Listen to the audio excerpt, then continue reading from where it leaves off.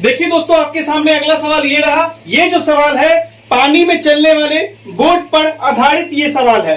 जब भी आपका सामना बोट्स वाले सवाल से हो तो सबसे पहले कुछ टर्म्स को आप माइंड में रखिएगा।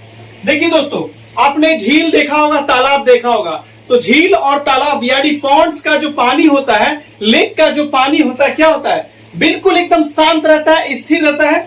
तो ये मान लीजिए स्टिल वाटर है। तो स्टिल वाटर के अंदर जो बोट चलेगा दोस्तों, जो बोट चलेगा उसका खुद का स्पीड होगा और किसी का स्पीड नहीं होगा, क्योंकि स्टिल वाटर है। स्टिल वाटर तो पूरी तरह से शांत रहता है। तो जब शांत वाटर में कोई बोट चलेगा तो बोट का जो अपना स्पीड होगा, उसका खुद का, उसी स्पीड से वो चलता रहेगा। जब भी आप बोट्स वाले सवाल देखें तो उसमें सबसे पहले आप ये चेक कर लें कि उस सवाल में स्टिल वाटर में बोट का स्पीड दिया हुआ है या नहीं दिया हुआ है। अगर नहीं दिया हुआ है तो आपको मान लेना है let the speed of the boat in still water be x kilometre per hour. अगर आपको सवाल में बोट का स्पीड शांत वाटर यानी स्टिल वाटर के अंदर बोट का स्पीड नहीं दिया हुआ है तो आपको x किलोमीटर पर आवर मान लेनी है। अब यहां देखिए, ये स्ट्रीम वाटर है। स्ट्रीम वाटर दोस्तों, मान लीजिए ये वाटर इस डायरेक्शन में बह रहा है, पानी इस डायरेक्शन में फ्लो कर रहा, बह रहा है, ऐसे बह रहा है, इस तरह से बह रहा है, इसी डायरेक्शन में पानी फ्लो कर रहा है। ठीक है, तो कहने का मतलब वैसा पानी जिसमें करंट हो, जिसमें स्पीड हो, वो क्या कहलाती है? वही स्ट्रीम वाटर कहलाती है, करंट स्ट्रीम। जब कोई नाव या कोई बोट या कोई शिप जिस डायरेक्शन में पानी फ्लो कर रहा है, अगर उसी डायरेक्शन में वो बोट चल रहा है तो वो केस होगा डाउन स्ट्रीम वाला। कौन सा केस होगा? डाउन स्ट्रीम का केस होगा। डाउन स्ट्रीम का मीनिंग्स होता है speed of boat in the direction of current. Current water लिखिए या स्ट्रीम लिखिए। तो जब करंट वाटर के डायरेक्शन में ही कोई बोट या नाव चलता है तो उस केस में उसको डाउन स्ट्रीम बोला जाता है। समझ गए? अब आते हैं। अब मान लीजिए दोस्तों कि वाटर इस डायरेक्शन में फ्लो कर रहा है और कोई मुस्टंडा आदमी है, वो बहुत ताकतवर है, लेकिन उस मुस्टंडे आदमी के पास दिमाग नहीं है। वो क्या कर रहा है बंदा कि जिस डायरेक्शन में नदी फ्लो कर रहा है, वो क्या कर रहा है? हट कर रहा है कि नहीं, हम नदी के अपोजिट डायरेक्शन में अपने नाव को ले जाएंगे। अब देखिए, ये बंदा इस डायरेक्शन में नाव को ला रहा होगा, इस डायरेक्शन में। वो बंदा क्या कर रहा होगा? इस डायरेक्शन में नाव चला रहा होगा, जबकि वाटर का जो फ्लो है यानी कि करंट फ्लो है वो पानी का इस डायरेक्शन में है, और जबकि वो बंदा नाव को इस डायरेक्शन में ला रहा है। तो जब अपोजिट डायरेक्शन में नाव चल रहा हो, करंट के अपोजिट डायरेक्शन में जब नाव चल रहा हो, ये बोट चल रहा हो, तो उसको हम लोग बोलते हैं अप स्ट्रीम। क्या बोलते हैं उसको? हम लोग उसको अप स्ट्रीम के नाम से जानते हैं दोस्तों। और अप स्ट्रीम का मतलब ये होता है speed of boat in the opposite direction of current water या करंट स्ट्रीम। समझ गए होंगे, उम्मीद करता हूं कि इतना आप बेसिक समझ गए होंगे और यही आपके लिए इंपॉर्टेंट है। तो आप जान गए, स्टिल वाटर में आपको बोट का स्पीड मान लेना है। सेकंड केस में आपको जो स्ट्रीम वाटर है यानी जो पानी फ्लो कर रहा है उसका स्पीड भी मानना है, मान लिए। और एक केस और दिमाग में रखिए, जो बोट का स्पीड होगा ना, वो बोट का स्पीड करंट वाटर की स्पीड से हमेशा ज्यादा होगा। ये नोट डाउन कीजिएगा। अब पूछिए कैसे? अगर मान लीजिए कि बोट का स्पीड अगर मान लीजिए कि 10 किलोमीटर पर आवर है, ठीक है, और पानी जो बह रहा है वो 20 किलोमीटर पर आवर की रफ्तार से बह रहा है, क्या अपोजिट डायरेक्शन में कोई नाव चलेगा? ये नदी का डायरेक्शन है ऐसे, और अपोजिट डायरेक्शन में कोई नाव चलेगा, कभी जिंदगी में आगे बढ़ पाएगा? नहीं ना। तो याद रखिए कि जो बोट का डायरेक्शन, जो बोट का जो स्पीड होगा, जो बोट का स्पीड होगा हमेशा स्ट्रीम करंट यानी कि स्ट्रीम वाटर से ज्यादा होगा उसका स्पीड। ये कॉन्सेप्ट दिमाग में रखिएगा, कभी जिंदगी में ये क्वेश्चन आपसे गलत नहीं होगा, ये मैं दावे के साथ कह रहा हूं। ये आप समझ गए होंगे, ये आप पहले नोट डाउन कर लें, उसके बाद मैं आपको बताता हूं कि इसका स्पीड कैसे निकालते हैं। देखिए दोस्तों, आपको सबसे पहले क्वेश्चन में निकालना होगा कि अप स्ट्रीम में बोट का स्पीड क्यों। अप स्ट्रीम के केस में क्या होता है दोस्तों? जो भी बोट का स्पीड होगा, मान लीजिए कि बोट का स्पीड आपने x किलोमीटर माना है, x किलोमीटर माना है, तो बोट के स्पीड में से आपको घटा देना है स्ट्रीम वाटर के स्पीड को, जिसको आपने y किलोमीटर माना था। ये आपका एक्चुअल स्पीड होगा। आपको ये कॉन्सेप्ट याद रखना है। अप स्ट्रीम में बोट का स्पीड क्या होगा? तो ये होगा। तो उस केस में क्या होगा कि जो बोट का जो स्पीड होगा उसमें करंट का जो स्पीड है वो ऐड हो जाएगा। तो इतना केस आपको जानने के बाद दोस्तों इस क्वेश्चन को आप चुटकी में सॉल्व कीजिएगा, नोट डाउन कीजिए, उसके बाद पूरा मिटा देंगे। देखिए दोस्तों, इस कॉन्सेप्ट को मैंने फिगर के द्वारा समझा दिया है। ये डाउन स्ट्रीम का केस है, मतलब जिस डायरेक्शन में पानी बह रहा है उसी डायरेक्शन में नाव चल रहा है, बोट चल रहा है। दूसरा केस मैंने अप स्ट्रीम का फिगर से दिखा दिया है कि बोट का डायरेक्शन उस साइड है तो पानी का डायरेक्शन, पानी इस डायरेक्शन में बह रहा है। ये अपोजिट डायरेक्शन में, एक दूसरे के अपोजिट डायरेक्शन में है स्पीड किसका, बोट और स्ट्रीम वाटर का, यानी करंट वाटर का।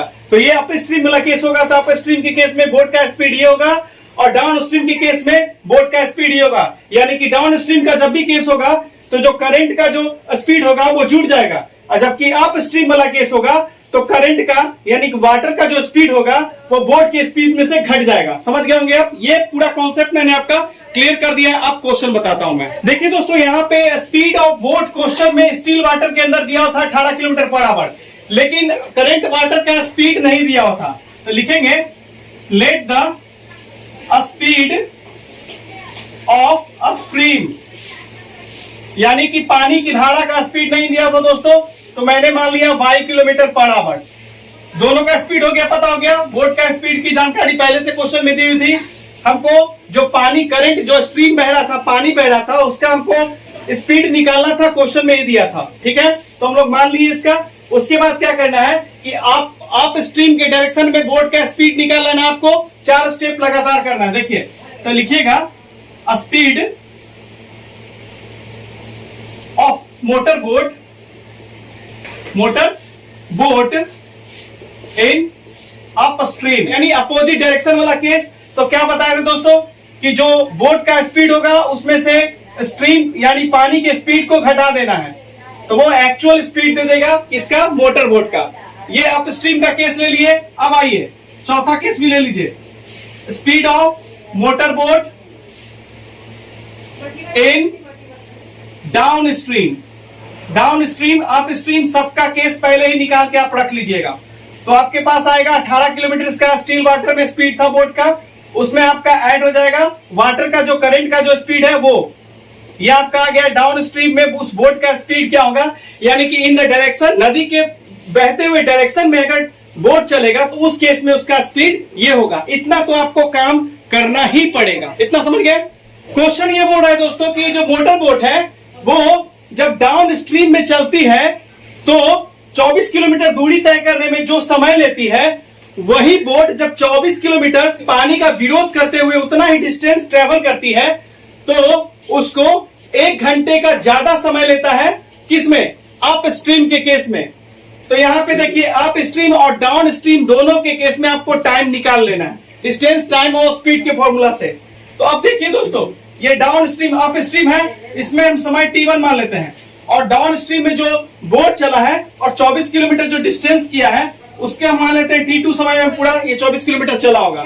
अब इस केस में निकालिए, क्या निकालेंगे, टाइम T1 बता दिया है। इस केस में अप स्ट्रीम के केस में टाइम लिया है।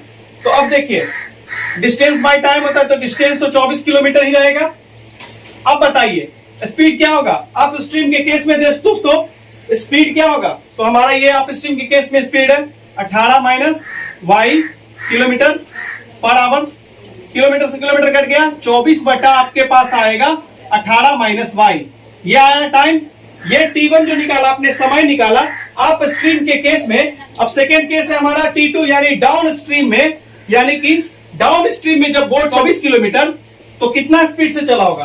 तो डाउन स्ट्रीम में ये होता है स्पीड उसका बोट का, तो 18 प्लस 24 वाई किलोमीटर है ऊपर दोस्तों, यहाँ पे किलोमीटर पर आवर क्योंकि स्पीड है नीचे वाला, किलोमीटर में किलोमीटर काट जाएगा। 24 बटा 18 प्लस वाई जो आएगा दोस्तों, ये टाइम निकल गया हमारा, T1 T2 निकल गया। इतना आप समझ गए होंगे। अब ये केस बोल रहा है कि डाउन स्ट्रीम में चलने पर अप स्ट्रीम के मुकाबले 1 घंटे का कम समय लगता है। तो किसमें समय लगेगा, अप स्ट्रीम में चलने में। अप स्ट्रीम के केस में ज्यादा समय लगेगा। तो अप स्ट्रीम में टाइम कौन है दोस्तों, T1 है। यानी कि अकॉर्डिंग टू क्वेश्चन अगर हम बोले तो अकॉर्डिंग टू क्वेश्चन T1 जो होगा वो ग्रेटर देन T2 हो जाएगा दोस्तों। तो T1 में से T2 को घटा दीजिएगा, यही डिफरेंस क्या देगा दोस्तों, 1 घंटे का देगा। समझ गए, यही 1 घंटे का डिफरेंस दो देगा। यहाँ पे देखिए, अकॉर्डिंग टू क्वेश्चन ये बोल रहा है कि अप स्ट्रीम के केस में ज्यादा समय लग रहा है 1 घंटा, डाउन स्ट्रीम के केस से मुकाबले में। तो यहां पे हम कहेंगे कि T1 जो होगा अकॉर्डिंग टू क्वेश्चन T2 से बड़ा होगा, ज्यादा समय ले रहा है चूंकि, क्योंकि अप स्ट्रीम में ये नाव चल रहा था तो 1 घंटा ज्यादा समय ले रहा था। तो हम कहेंगे कि T1 माइनस T2 ये बराबर देगा, यही ना डिफरेंस हो जाएगा 1 घंटे का। इस तरह से आप निकाल लीजिएगा और उसके बाद T1 का जो मान है यहां पे बैठा दीजिएगा 24/18 माइनस वाई, और फिर माइनस है, फिर 24/18 प्लस वाई बराबर 1 घंटा हो गया। 24 कॉमन निकाल लीजिए ऊपर से, 24 कॉमन निकाल लीजिएगा तो आपके पास 1/18 माइनस वाई होगा और माइनस 1/18 प्लस वाई होगा। ये ब्रैकेट में ले लीजिएगा बराबर 1। अब यहाँ पे सॉल्व कीजिएगा दोस्तों तो ये 18 प्लस वाई आगे हो जाएगा और ये माइनस 18 माइनस वाई हो जाएगा। ये माइनस में है दोस्तों तो ये माइनस में आगे, तो ब्रैकेट में इसको लीजिएगा। ये प्लस में था आगे इसलिए इसको डायरेक्ट हम लिख सकते थे तोड़ के, और ये हमारा ब्रैकेट के अंदर रहेगा दोस्तों। और ये a minus B A plus B है दोस्तों, तो 18 का स्क्वायर माइनस वाई का स्क्वायर होगा, और ये बाहर में 24 रहेगा दोस्तों, और उधर क्या रहेगा 1। अगला स्टेप में बताते हैं, इसको नोट डाउन कर लीजिए। देखिए दोस्तों ये 24 है, बाहर में रहेगा, मिडिल ब्रैकेट 18 प्लस वाई है, माइनस से गुना कीजिए, minus plus minus 18 minus minus plus Y divided by 18 का स्क्वायर, 18 को 2 बार 18 इंटू 18 कीजिएगा तो 324 आएगा, वाई का स्क्वायर ये आया, और ये बराबर हो दोस्तों हमारे पास 1 बचा। ठीक है, अब ये देखिए 18 18 कट गया, ये 24 हुआ दोस्तों, और ये हमारे पास अंदर में 2 वाई बचा और divided by 324 minus Y square. ठीक है, और ये मिडिल ब्रैकेट दे दीजिए बराबर 1 बचा। अभी इसको गुना कर दीजिए, 24 दूनी ऊपर से गुना हो जाएगा तो 48 हो जाएगा, 48 वाई, और नीचे में 324 माइनस वाई स्क्वायर बराबर 1 बचा। 1 बाय 1 से क्रॉस गुना कर लीजिए, ये बड़ा चीज है ब्रैकेट में लेके कीजिए, तो 1 इंटू 324 माइनस वाई स्क्वायर और बराबर 1 इंटू 48 वाई देगा। अब इसको गुना कीजिएगा तो 324 माइनस वाई स्क्वायर बराबर 48 वाई देगा। अब क्या कीजिए दोस्तों, वाई स्क्वायर माइनस में है तो स्क्वायर वाला हमेशा प्लस होना चाहिए, तो सबको उधर ले जाएंगे तो इधर 0 हो जाएगा, तो वाई स्क्वायर ये प्लस हो गया उधर जाके, और ये पहले से है तो प्लस 48 वाई क्वाड्रेटिक में लिख रहे हैं दोस्तों, ये प्लस है तो उधर जाके माइनस, एकदम सजाते हुए लिख रहे हैं।